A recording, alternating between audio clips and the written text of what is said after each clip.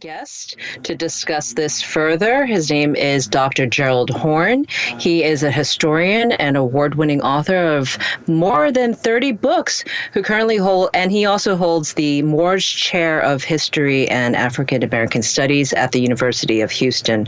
His research has addressed issues of race in a variety of relations involving labor, politics, civil rights, and war. Welcome to our show, Dr. Horne. Thank you for inviting me.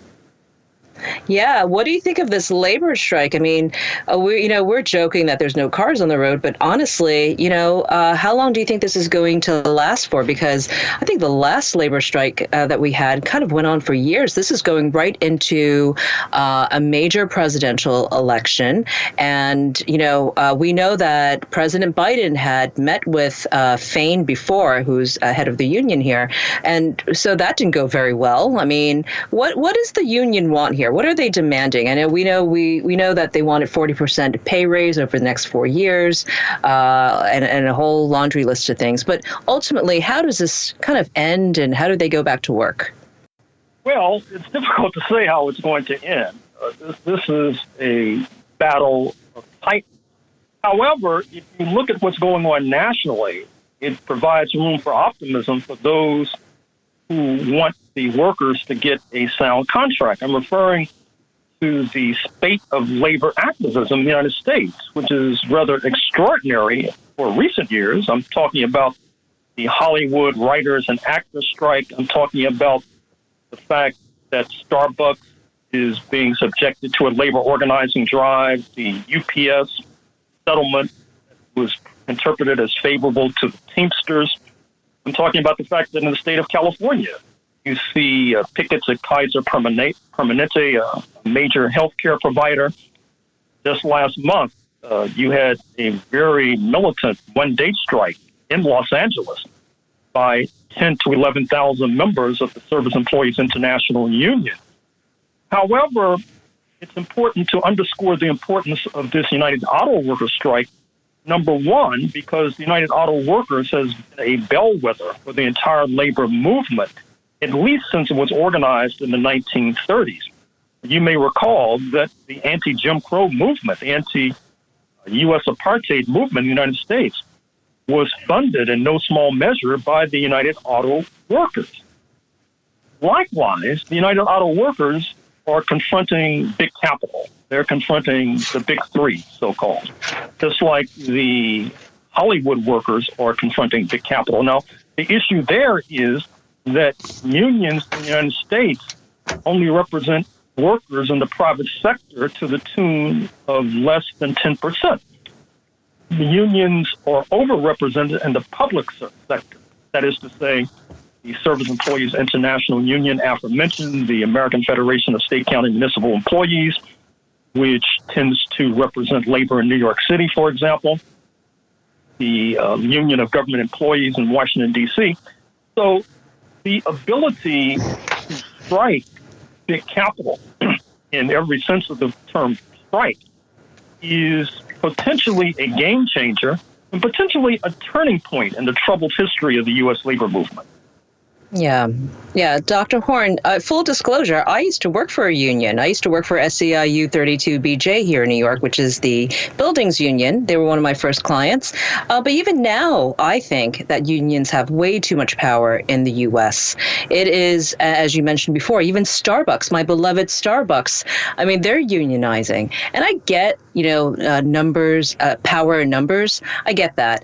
But, isn't this, if I were Ford or any of the U.S. automakers, wouldn't this just push me more towards robotics and AI and kind of a non-human workforce? I mean, isn't that an alternative to what, basically that? Or, I mean, a lot of full-time workers at these plants, they're already making $32 to $34 an hour, right? I mean, how much more can you push this? I get that we have inflation, we're living a much higher standard of living, and it's much more costly, but how much more can we charge for a Ford Sienna, right? Did I even get that? I think it's a Ford Sienna, yeah. Or Cadillac or, a Jeep Cherokee or any of that stuff. I mean, how much more can we pay for this stuff? Are unions becoming too powerful in the U.S.? The short answer is no. I mean, compared to what? Compared to Japanese unions, which go on an annual spring offensive, compared to French unions, which tend to move in independent political direction, compared to U.S. unions, which are within the ranks generally of the Democratic Party, which led to that aforementioned tussle between Sean Fain of the UAW and Mr. Biden. The issue of robotics, artificial intelligence, is precisely at issue with regard to two of these major strikes that I've made reference to. With regard to Hollywood, for example, let's take a member of a union who is a radio host. Perhaps that member of the union who is a radio host could be replaced by a robot.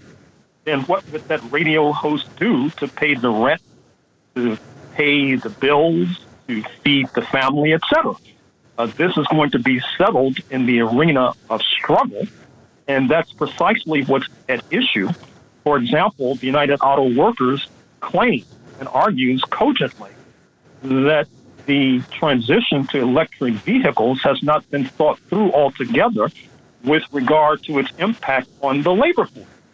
You know that in a number of countries, and indeed in certain counties in the United States of America, there is a movement towards what's called a universal basic income, because with the scientific and technological revolution and the growth of driverless cars in San Francisco replacing Uber and Lyft drivers potentially, for example, the question is, how will people survive?